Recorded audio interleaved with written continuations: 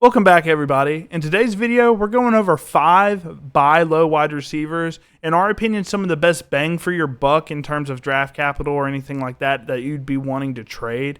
We're ranking these based on their team fit, any additions in free agency that may have made it to their offense, coaching changes, and their overall dynasty value as a whole as of right now.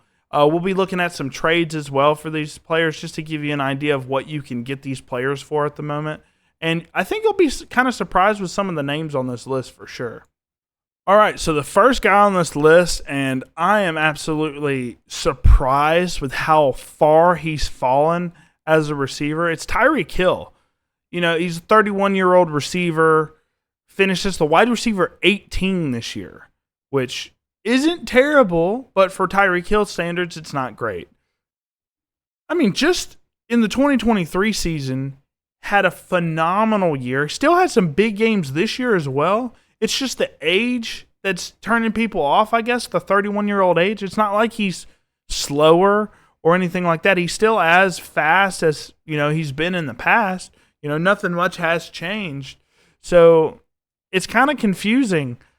I mean, his value is all the way in the dirt at this point in time. I'll say, as a Waddle owner, the Dolphins' offense frustrated me so much this year, and it was a mixture between Hundley and Skylar Thompson. They just couldn't get the QB situation right.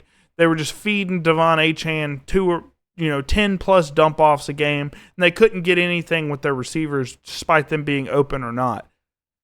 Tyreek Hill, at this point in time, if you're contending and you just need that one wide receiver to push you over the hump, I think Tyreek Hill is a perfect addition, and this is what you can get him for. Before we get into the trades that I found that are happening with Tyreek Hill at this point, let's look at the offense, and nothing much has changed with the offense in its entirety.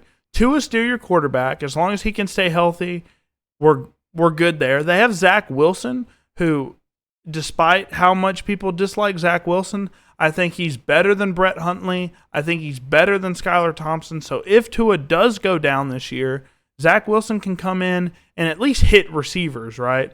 Devon Achane's going to get a bunch of targets still, probably, even though he's going to get less than he did last year just because Tua does like to throw down in the intermediate areas of the field. Then we got, as far as receivers go, Malik Washington and Taj Washington. We'll see how they do. They didn't get much work, either one of them. I think Taj Washington didn't play at all last year due to some injury concerns. But Tyreek's still the apex guy in that offense, and then Waddle's still there. I mean, Nick Westbrook-Akine is cool. He had a good bit of touchdowns last year, but I don't see him taking any targets from Tyreek or Waddle. And then Jonnu Smith, I know he had a ton of targets, a ton of volume last year, but I think with Tua, he's going to focus on his 2 speedsters, and I think Waddle's value and Hill's value are going to go up tremendously next year. Looking at the trades, you can trade Rashee Rice right now for Zay Flowers and Tyreek Hill. If you watch the Sell High video, Rashee Rice was one of those guys. I'm doing this 10 out of 10 times and not thinking about it at all. You get a future wide receiver in Zay Flowers who has solid upside from week to week, and then Tyreek Hill, who can absolutely win you a fantasy league if he hits. And he's hit many a times in the past. The 2025 201. I love the 201. I think that might be a little too steep for Tyreek Hill, but if you want to give up a second-round pick to contend next year, I think that's worth it. And then you have another sell-high wide receiver, in my opinion, Chris Olave in the 308 for Tyreek Hill in the 202. So you're trading up an entire round and a receiver that hasn't done very much for you fantasy-wise in Chris Olave for Tyreek Hill, who has been a wide receiver 1 upside player for the good portion of his career, and the 202. I'm taking that every day of the week as well. So, yeah, if you want to contend and you want to give up a early to mid-second, I think that's completely fine for Tyreek Hill. And these other two trades, if you can get those to work, I would be doing those immediately. Next guy on this list is Josh Downs, a slot receiver, very young guy for the Indianapolis Colts. His value looks like it's been going up and up and up as time goes on, and that is true. The problem with him is the quarterback situation, but I think regardless of if A-Rich decides to be the same A-Rich that he was last year, they'll bring in Daniel Jones and move off of him very quickly. And I think if Daniel Jones is in that offense, he's going to let Josh Downs eat. Now, I will say the Colts offense is a little hungry. You know, there's a lot of guys on that team that demand targets. But I think Josh Downs is the shining star of this offense, in all honesty. And this is what you can get him for. So before looking at the trades here, I'm going to go ahead and go over the offense real quick. So you got Anthony Richardson, who, if he hits, is going to be one of the best quarterbacks in recent memory. But the accuracy and some of the decision-making that he makes is very much concerning. And he's going to have to clean that up. And they brought in Daniel Jones. If A-Rich decides to struggle first 2-3 weeks of the season, we're going to see a Bryce Young situation where they bring in Daniel Jones immediately and just cut Richardson off the rest of the year.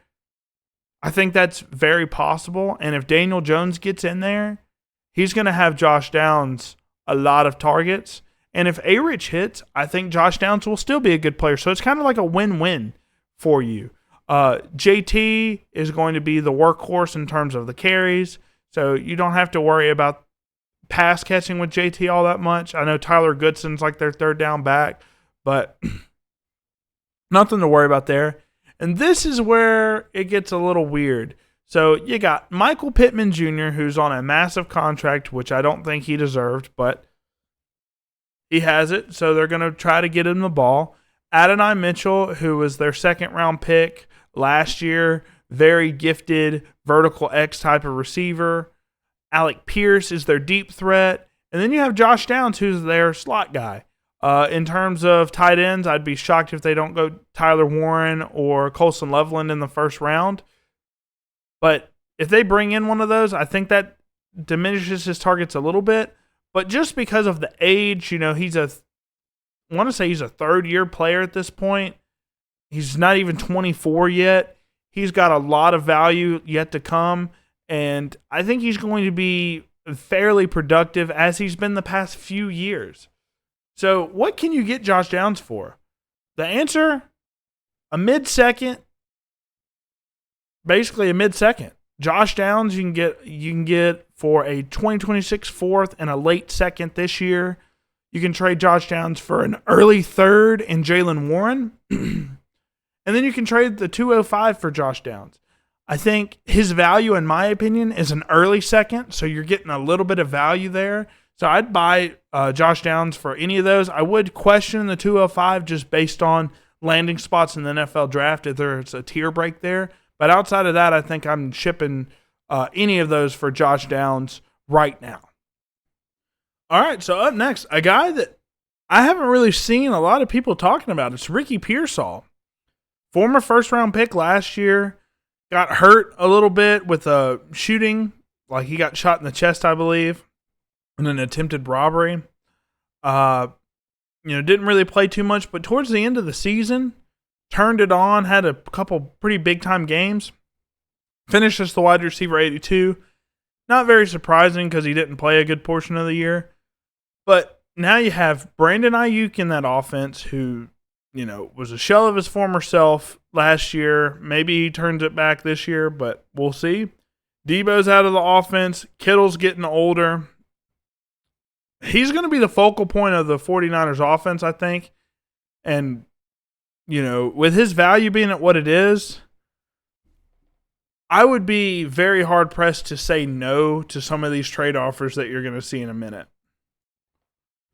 So, for the 49ers, before we get into the trade, let's just look. Brock Purdy's their quarterback. I think he's a solid quarterback. Not great, but I think he's solid. Mac Jones is a great backup if Brock Purdy gets hurt. You got Christian McCaffrey and Garindo at running back. I think Christian McCaffrey can take up some of the receiving workload from the other receivers, but nothing crazy. Ayuk's going to be their one more than likely, at least, for this year. And they have Demarcus Robinson, who is good for a game or two this year. This past year, he's pretty much shows up and puts up like 20 points like 2 times a year. Very confusing type of player. Jawan Jennings, who had the big 40-point game last year. Outside of that, very inconsistent. Jacob Cowing is kind of like their punt return, kick return guy. And then Pearsall. I think Pearsall is going to be their slot. Jawan's going to be their Z. Ayuk's going to be their X. And then you have Kittle. There is a lot of mouths to feed in this offense, but I think Pearsall is really going to step it up next year and probably end in that wide receiver 10 to 18 range if I had to guess. Now, looking at some of the trades that you can get for Pearsall, it's kind of ridiculous and very disrespectful. I mean, this guy was literally a first-round pick last year. Yeah, he was a late first, but he was still a first-round pick. They're going to invest in him the next 3 years. Right now, you can basically trade Ayuk for Pearsall, doing that every day of the week. Ayuk looked awful once he got paid. I would rather have the younger player that's probably going to get more targets this year. Pearsall for a mid-second and a late third this year, doing that every day of the week. You're not going to get a first-round pick receiver with either one of those picks. And then we got Pearsall for the late third and the early third. That's plain disrespectful. And if you can actually get these trades through, I'm doing that all day. All day. I mean, 2/3 is basically nothing. Yeah, I mean, all of these trades are fantastic if you want to get Ricky Pearsall. All right, so the next guy on this list, we got Chris Godwin. He's an interesting fellow because if you saw him at the beginning of the year, the first 5 weeks of the season, he was on a historical run. I mean, he was by far and away the wide receiver 1, and that's where you see his value kind of, in October kind of rise really high, right? He was hurt and basically out for the majority of the year. He broke his ankle really bad. He was still the wide receiver 1 for like the next 3 weeks after that without playing. So his value is kind of plateaued a little bit. But if we can get that same Chris Godwin next year, I mean, he's a league winner. He is 29 and in an offense that has, Bucky Irving, Mike Evans, Jalen McMillan, if you even count him. But that offense looked fantastic last year, and he's basically going to be their wide receiver 1 at this point, I think, with Mike Evans aging a little bit more. So you're basically taking the main target in one of the better offenses in the NFL, and you're about to see what you can get him for. So before we get to the trades, let's go ahead and look at the Buccaneers offense. You got Baker Mayfield and Kyle Trask at quarterback. We haven't really seen Kyle Trask play that much in the NFL, but from what I've heard from, insider Buccaneers people, Kyle Trask is an excellent backup. Baker Mayfield, I'm so happy for the guy. I mean, revived his career in Tampa, has been a very solid quarterback in the NFL with this new team. And then you got the running backs, which they have a 3-headed monster led by Bucky Irving. Then you have Rashad White, who's kind of like their pass catcher, and then Sean Tucker is kind of like their goal line guy from time to time, but Bucky's mainly the goal line back. He's their main back in that tandem. Then if you look at the wide receivers, there's not much there. I mean, it's just Mike Evans and Chris Godwin, and then Jalen McMillan and Trey Palmer from time to time as well, and Cade Otton, who showed up big while Mike Evans and Godwin were out.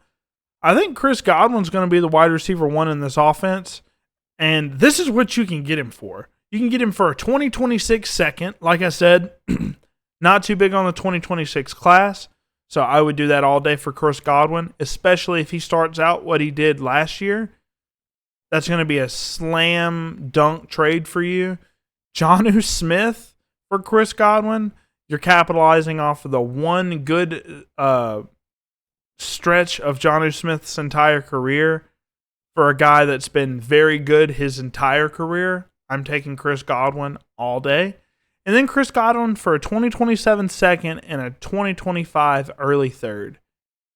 I'm doing that all day as well. He's going to be a solid contributor to your team, basically at a floor. And then at a ceiling, he's going to win you your league championship. If he shows what he did last year with Baker Mayfield through the first 4 or 5 weeks of the season, wow, is he going to blow up your team. All of these trades, I'm not even thinking about them. I'm slamming the accept button, and I'm taking Chris Godwin with me, and I'm going to laugh in your face. Next guy on this list is actually currently a free agent at the moment. It's Keenan Allen. Ended at the wide receiver 34 this year. The Bears offense was absolutely very inconsistent this year, and had a hard time finding Keenan Allen the first, 3 quarters of the year. And then the last quarter of the year, he stepped up and was showing everybody like, hey, I had my best season in 2023. I'm coming off one of my best seasons ever, his last year with the Chargers, and he's coming to this new offense as the third option basically, and still had respectable stats. And you see his value has kind of plateaued all the way down to basically nothing. He's 33, yes. But I guarantee you his value goes up as soon as he signs somewhere. It doesn't matter where he signs. He could sign with the Ravens. His value is going to go up because there's going to be a little bit of hype for him because they're like, imagine him in that offense, right? So, yes, he's basically like a 1 or 2 year rental at this point in his career, but you'll see how much you can get him for. It's basically nothing. All right, so obviously I can't really go over the roster that he's on because he's a free agent. He's not on a team right now. But just looking at some of these trades, man, you can get Keenan Allen for a 2027 fourth. That's basically like they're about to drop him. He might get dropped in a lot of leagues after the rookie draft, so you might get him for free. I would do a 2027 fourth all day for him. That's basically literally nothing. Keenan Allen for the 306 and the 311, that's a little steep. I don't know if I would do that, but it's still solid value for a guy that could be, a solid wide receiver 2 for you. Keenan Allen in the 309 for the 207, that's a little steep as well. I would probably like to do the 4th and 5th trades here, but, if you're desperate for a wide receiver, I may do that, especially if he ends up signing with somewhere, like that have no receivers like the Chargers or something like that, if he goes back to the Chargers. Keenan Allen for Andre Yoshivas. Taking Keenan Allen over Yoshivas, he showed up a little bit when T. Higgins was out, but not much. It was mainly Mike Gesicki that showed out. Doesn't really move the needle for me, in my opinion. I would rather have Keenan Allen there. And then Jaylen Warren, I don't know what the hype with Jaylen Warren is. I would be absolutely shocked if they run with him as their running back 1, the Steelers. He can't stay healthy. He's hurt all the time. And even when he does run the ball consistently, he's not very productive like he was, in 2023. You're getting a mid-third and Keenan for a guy that I think is droppable at this point in Jaylen Warren. So, yeah, I would do most of these trades. I don't know if I'd give up a late second for him or 2/3, but, like I said, if you want a receiver, I would probably do all of these if you need like a whole field filled in your roster at wide receiver. So, yeah, that was our list. We had Keenan Allen at 5, Chris Godwin at 4, Ricky Pearsall at 3, Josh Downs at 2, and Tyreek Hill all the way at our top spot at 1. There's not really necessarily an order here. I think they're all very great buy lows at this point. But, yeah, I think you can get very high upside players for not very much with all of these players, specifically Tyreek Hill. What you're getting with Tyreek Hill and Chris Godwin in terms of value is absolutely fantastic. So Did we miss anybody? Is there anybody that you think is an absolutely smash buy low at this point? Let us know in the comments. And stay tuned. We're going to be doing buy lows and sell highs for all skill positions this year, except for kickers, obviously. So, yeah, stay tuned for those. And thank you guys for watching, and I'll see you guys next time.